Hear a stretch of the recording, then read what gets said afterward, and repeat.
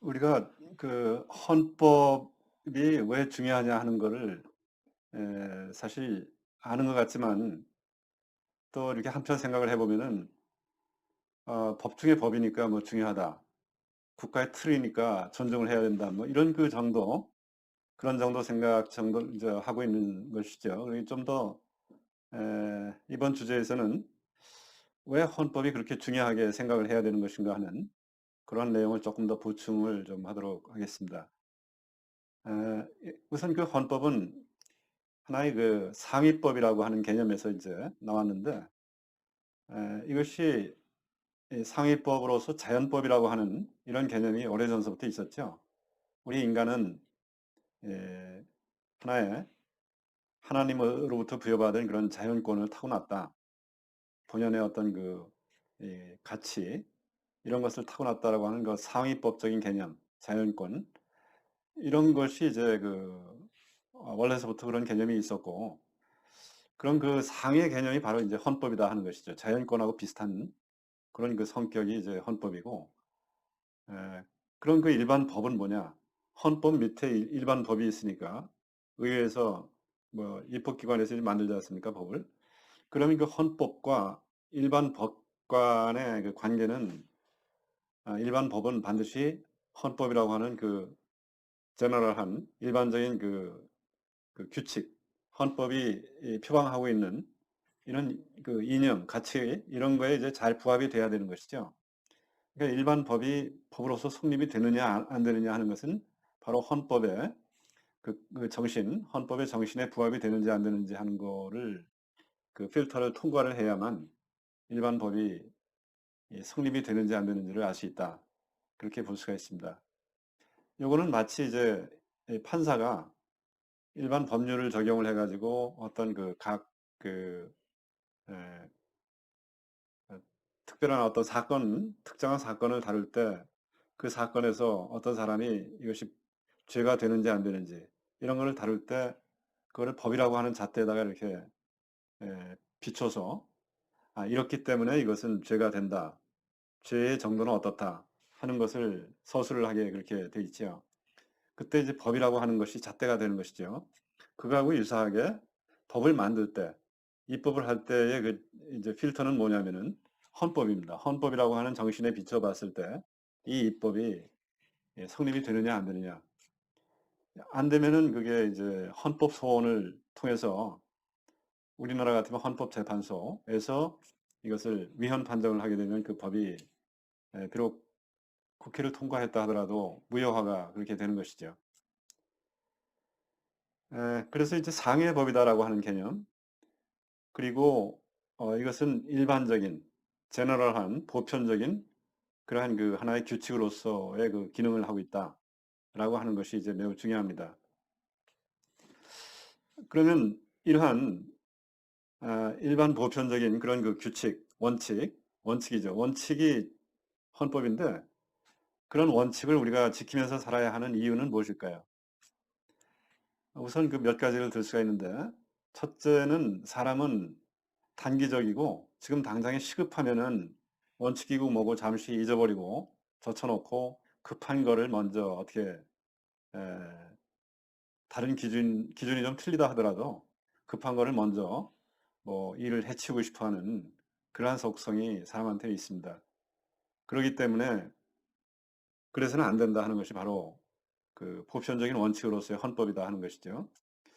그리고 이 단기 시급한 것 때문에만 그런 것이 아니고 또 어떤 경우는 사람의 속성이 우리가 이제 앞에서도 그런 얘기를 많이 했지만 지적인 한계, 사람은 체계적으로 이그노런트하다고 그랬죠. 지적인 어떤 그 무지 상태, 이거를 벗어날 수 없는 것이 인간이기 때문에 그런 그 한계 때문에 이 복잡하게 얽혀 있는 이 세상 만사의 이치를 잘 모른다는 것이죠. 모르기 때문에 자기가 아는 조그만 지식, 이것이 다인 줄 알고 그 원칙을 어겨도 되는 것으로 이렇게 착각을 하기가 쉽다. 그래서 입증된 그 원칙을 고수해야 하는, 이 헌법을 고수하는 것이 그만큼 중요하다는 것이죠. 그리고 또 하이크가 얘기하는 또 한 가지는 뭐냐면은 사람이 쉽게 이 절충을 해서 A안과 B안이 있으면 그거를 이제 적당히 얼버무려 가지고 전체적인 총합, 뭐 영어로 말하면 그 aggregate 한다 그러죠. 그런 그 총합의 안을 마치 괜찮은 것처럼 그렇게 이제 대안이라고 이렇게 하는 경우가 있는데, 이거는 원칙하고는 매우 다른 것입니다. 원칙을 지켜야 된다 하는 거예요. 원칙을 지키는 것하고 그런 그 두리뭉술한 그 어떤 타협안을 만드는 거하고는 이게 엄청나게 다른 것이죠. 그래서 이 헌법이라고 하는 원칙, 이것이 아, 그런저런 이유 때문에 사람이 지적인 한계도 가지고 있고, 또 시급한 거를 그냥 대충 먼저 처리하려고 하는 그런 속성, 이런 것이 있기 때문에 이 하나의 입증된 원칙으로서의 헌법, 이거를 지키자라고 이렇게 딱 결정을 해놓는 것이 매우 중요하다는 것이죠. 에, 그리고 이제 우리가 자유주의 국가는 4년마다든지 뭐 이렇게 선거를 통해서 어떤 다수당이 바뀌고 그러지 않습니까? 그러면은 정당이 바뀌고 하면서 이제 그 국가 권력이 아, 그 다른 당으로 넘어가기도 하고 이렇게 이제 되죠. 다수당이 바뀌죠. 에, 근데 여기서 말할 때 이제 우리가 조금 다른 얘기입니다만은, 우리 대한민국처럼 이렇게 그 진폭이 큰 보수와 진보 간의 폭이 너무 커가지고 나라의 정체성을 가지고 논란을 할 정도의 이 뭐 여당이니 야당이니 하는 것이 이렇게 이런 정도는 좀 이건 특이한 예라고 이제 볼 수 있는 것이고요. 사실은 자유민주주의라고 하는 기본 질서는 똑같이 존중을 하는데, 그 속에서 어 약간의 어떤 그 수단, 정책 수단에 대한 차이, 이런 걸 가지고 이제 국민한테 어필하는 것이 미국이라든지 이런 나라에서의 그 정당 정치라고 볼 수 있는 것이죠.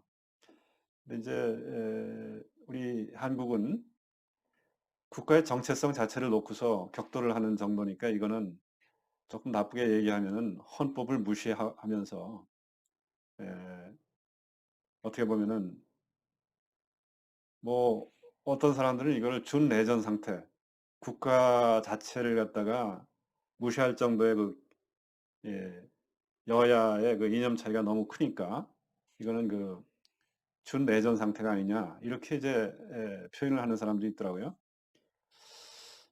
이 문제는 어쨌거나 이제 헌법하고 관련이 돼서 이제 말씀을 드리지만, 우리 한국 사회의 그 특수한 그 상황 때문에 이제 벌어진 일이기도 하고, 어, 우리로서는 빨리 극복을 해야 할 하나의 그 난제라고 이렇게 볼 수가 있겠습니다.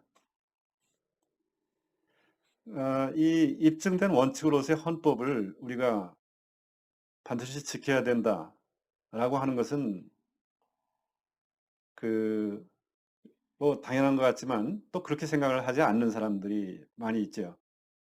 역사적으로도 좀 그렇고, 이것은 인간의 그 두 가지 관점 때문에 그렇습니다. 우리가 그동안 다루었었던 인간의 그 인식론적인 그 두 가지 관점, 하나는 경험론적인 관점, 하나는 에, 이성을 만능인 것처럼 생각하는 그 합리론적인 관점, 이런 그 관점 차이에 의해서 하나의 원칙은 원칙대로 이것이 뭔가 아주 오랜 기간의 그 세월을 통해 가지고 이것이 원칙이 서 있을 때는 우리가 쉽게 이거를 무너뜨려서는 안 되는 그런 이유가 다 있는 거 아니냐. 그러면서 이런 믿음을 공유하는, 이것이 당연한 것이다, 이렇게 생각을 하는 사람들이 이 법치 사회에 맞는 사람들이에요. 믿음을 공유하고 뭐 되어 있는 원칙은 당연히 지키는 것처럼 생각을 하고, 그런 법치 사회가 되겠죠. 그런데 일단의 또 한 가지 그 부류는 어떤 부류냐면, 뭐 그런 원칙이 뭐가 그렇게 중요하냐. 내가 머리를 써서 나의 명석한 두뇌를 가지고 이렇게 하는 그 새로운 그 혁신, 새로운 방향이 이게 더 좋은데 왜 그렇게 원칙을 자꾸 따지느냐. 이런 사람이 있어요. 일종의 좋게 얘기하면 무슨 개혁주의자라고 볼 수도 있는데, 이 사람들의 그 특징은 자기가 이성으로서 생각하는 것이 아주 그 해답인 것처럼, 그럼 이런 사람들이 다수당이 돼가지고 어떤 입법을 밀어붙인다라든지 하면은 뭔가 의도적인 의도를 가지고서 입법을 하겠죠. 그래 놓고 이것이 이러이러한 의도를 가지고 멋있게 만드는 거니까 이걸 지켜라 하는 식으로 밀어붙이겠죠. 법을 밀어붙이는 어떤 그 신념을 가지고 밀어붙이는 건데, 이런 사람들이 어떤 식으로 발전을 하느냐면요. 그 법실증주의라고 하는 그런 그 사조로 발전이 됩니다. 법실증주의. 이거는 이제 그 역사적으로 보자면은 홉스가 이제 많이 거론이 되는데, 홉스라고 하는 정치 철학자가 이 법실증주의의 그 하나의 원조라고 볼 수가 있습니다.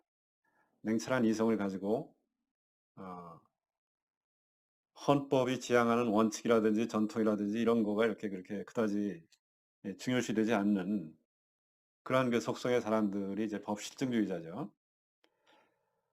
에, 그리고 자기들이 뭔가 머리를 썼다고 만들었는 그러한 그 법을 갖다가 일종의 그 실정법이죠.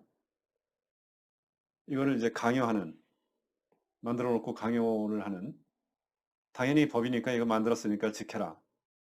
그런데 이게 이제 사실은 말이 안 되는 것이 헌법이라고 하는 그 원칙, 여기에 이제 비춰가지고 이거를 이제 평가를 해본다라면은 이 법은 성립이 안 되는 법일 가능성이 이제 많이 있는 것이죠.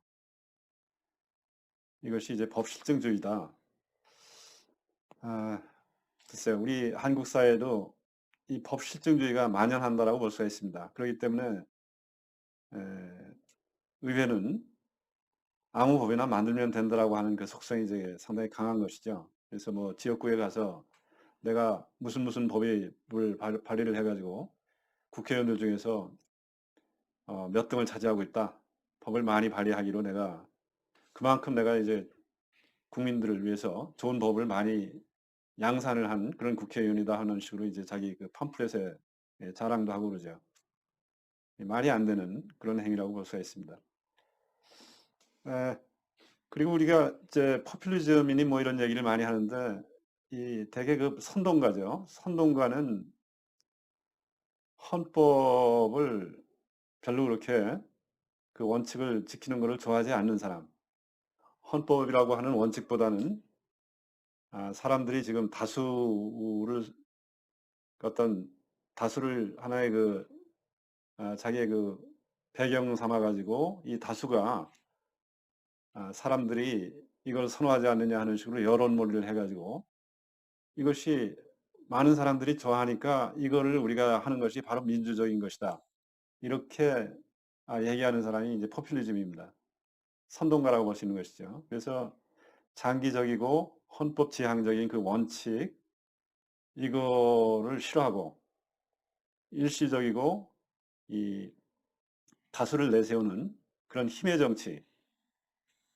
그런데 이게 다수, 일시적인 다수라고 하는 건 아주 변덕스러운 이 대중을 얘기하는 겁니다.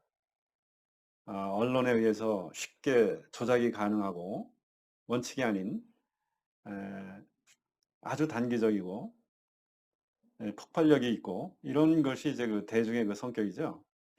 그렇기 때문에 이 선동 정치가가 제일 위험한 것인데 이런 선동 정치가의 속성은 바로 헌법을 그렇게 존중하고 싶어 하지를 않는다. 헌법을 불편하게 생각을 하는 것이죠. 에, 그런데 이제 헌법을 우리가 존중을 해야 하는 이유는 사실은 권력이라고 하는 것은 뭐 이제 그렇게 오래 가는 게 아니지 않습니까? 그 사람 다수였던 사람들이 또 이제 소수당으로 아, 입장이 바뀔 수도 있고 이럴 때마다 헌법을 유린하고 자기들이 이 얼토당토하는 그런 그 원칙도 아닌 거를 밀어붙이고 뭐 이렇게 되면은 이게 정치라고 하는 것이 물 흐르듯이 어떤 질서 속에서 돌아가는 것이 아니고 무슨 정치 보복을 하느니 온갖 혼란 속에서 이렇게 에, 자유의 원리 이런 것이 완전히 원칙이 없는 그런 속에서 이게 돌아간다 이렇게 이제 볼 수가 있는 것입니다. 그래서 제일 그 이 입헌주의, 헌법주의하고 제일 상반되는 것이 바로 이 선동과 포퓰리즘 이런 정치라고 이제 볼 수 있을 것 같다. 이렇게 결론을 좀 내릴 수가 있겠습니다. 오늘 12장 미국 헌법이 어떤 식으로 수립이 됐는가 하는 그 역사적인 배경, 그리고 이제 헌법이라고 하는 것이 이 국가를 경영하는 데 있어서 어떤 의의를 가지고 있는 것인가, 이러한 내용에 대해서 같이 토의를 드렸습니다. 수고하셨습니다.